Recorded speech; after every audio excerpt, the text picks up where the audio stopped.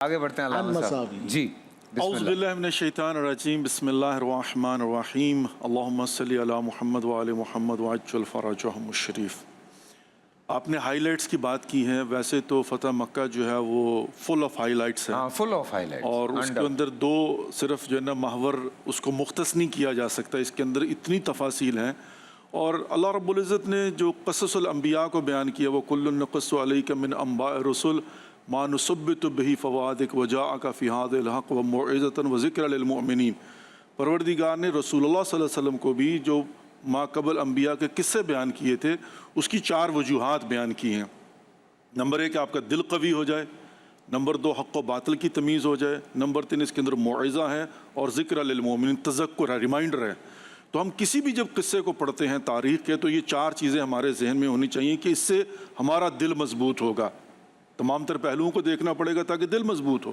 اور نمبر 2 یہ ہے کہ ظاہر ہے اس میں حق و باطل کی تمیز ہے، یعنی نشانیاں ملیں گی کہ حق والے ان کا کردار کیا تھا، ان کا کنڈکٹ کیا تھا، اور آج حق والوں کی پہچان وہی ہوگی کہ جن میں وہ کردار پایا جاتا ہو۔ اور اس کے مقابلے میں بے شک جتنا مرضی کوئی ادعا کرے، کلیم کرے کہ میں حق پر ہوں، لیکن دیکھنا پڑے گا کہ اس کے اندر اگر باطل کی صفات پائی جاتی ہیں تو وہ باطل ہی کنسیڈر ہوگا، اور ظاہر ہے اس کے اندر نصیحتیں اور تذکر موجود ہے۔ اب آتا ہوں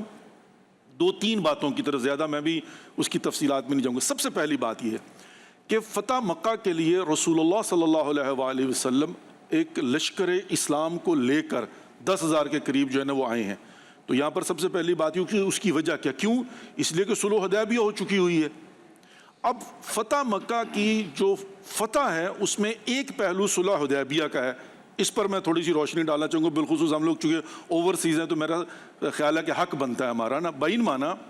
کہ جب صلح حدیبیہ ہوئی تھی کفار اور مشرکین کے ساتھ تو اس میں کچھ والیومز شکیں تھیں۔ اس میں ایک شک یہ تھی کہ اگر کوئی مسلمان مدینے سے مکہ آئے گا مکہ والے اسے واپس نہیں کریں گے،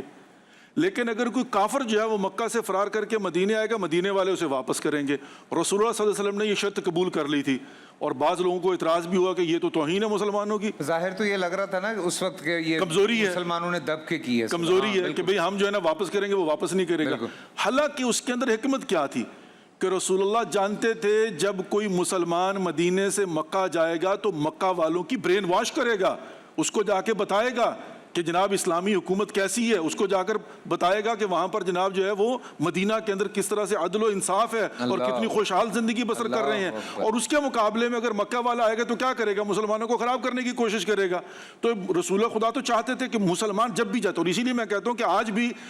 پاکستان سے یا اسلامی ممالک سے جتنے مسلمان گئے ہوئے ہیں ویسٹ میں جا کے انہوں نے ویسٹرن کلچر کو نہیں اپنایا، اسلامی تعلیمات کی تبلیغ دی ہے، اور یہی وہ فلسفہ ہے کہ مسلمان جہاں جہاں جائے گا اسلام کو لے کر جائے گا۔